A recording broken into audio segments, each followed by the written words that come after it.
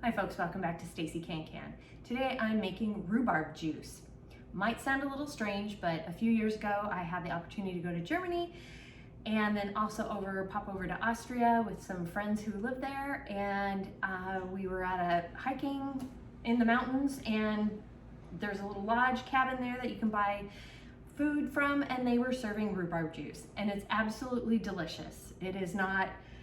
It's got a tart crispness to it, and it was very, very refreshing. So I have been wanting to make it for some time and finally found a recipe that works for me. This particular recipe does not call for sugar. There are a lot that do, so you can kind of choose your sweetness how you would like. For this recipe though, it's just 2 pounds of rhubarb stalks and 8 cups of water. That's all you need to make it. If you want to make a simple syrup and add as you go, or if you just want to use it to sprucing up some maybe a rhubarb lemonade or something like that, you can add your sugars how you like, or look for some other recipes that have sugar in with it. They're not hard to find. The other ingredients you're going to need is you do need a stock pot, and you do need a clean bottle or a container to store, or a pitcher to store your juice in. I have this bottle that I'm going to use, and you also need a bowl of some sort and a sieve, because what we're going to boil the rhubarb down and then press it through a sieve. So this is what you're going to need: a sieve of some sort. You could also use cheesecloth if you'd like, or you can use a jelly strainer, but I think that's a little, I think a sieve or cheesecloth is going to be a little bit better for you, because you do get to mush it around the sides there. And you also need a knife for the chopping. So with that, let's go ahead and get started. You may also need to use a funnel. First thing we want to do is chop this into 1-inch slices, your rhubarb here. And remember, we don't eat this part of the rhubarb. This part here, it is poisonous. The leaf is poisonous, so make sure we chop that off like so. This amount of rhubarb is it's a little over 2 pounds. So I got a little extra because I knew I was chopping off some of these ends. So just keep that in mind. You need about, 1, 2, 3, 4, 5, 6, 7, 8, 9 to 10 stalks. And after you get it all chopped, we're just doing it in 1-inch slices or so. This one, see how much thicker this rhubarb is compared to this one? I'm making them a little bit smaller. This one I will give it a bigger hunk here, and make these about an inch, because they're about an inch wide to begin with. I've got the rhubarb chopped, so we're going to go ahead and just dump this into our pot here, and just pour in the 8 cups of water. Now that I have it all in the pot, I'm going to turn the heat up to high, and when it comes to a rolling boil, we'll cover it and then let it simmer for 15 minutes.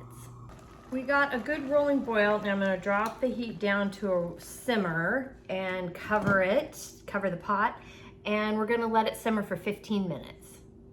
Timer has gone off, so we're going to carefully take the lid off of here. It's very hot, and we're going to strain it through this sieve.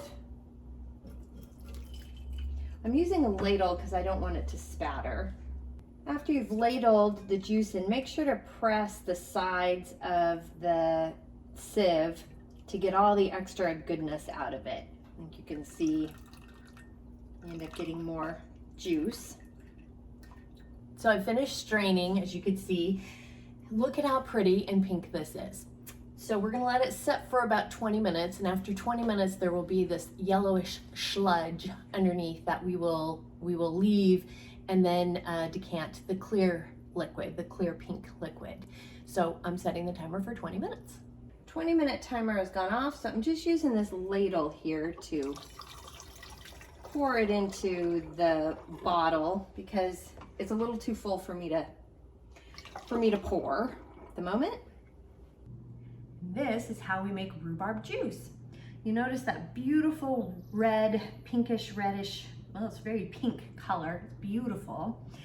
And also you'll notice I have a little bit left over here. I'm gonna let it sit for a little bit longer, but you can really tell there's this sludge at the very bottom of it. And And that's the part that you want to leave and you don't want to drink. You can line your bottles or containers with some cheesecloth to kind of help pour it through, but you don't need to do that necessarily. And this is how much it made. I filled up this whole bottle here. It's still warm to the touch, and you can't see the pink color as well because it's a green bottle.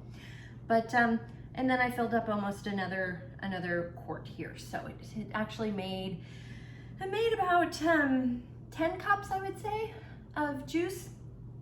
And I'm looking forward to trying it. I did take a little taste of it. It's very good. It was really warm though, so we're gonna set it in the refrigerator. And you will store this in the refrigerator. This is not shelf stable.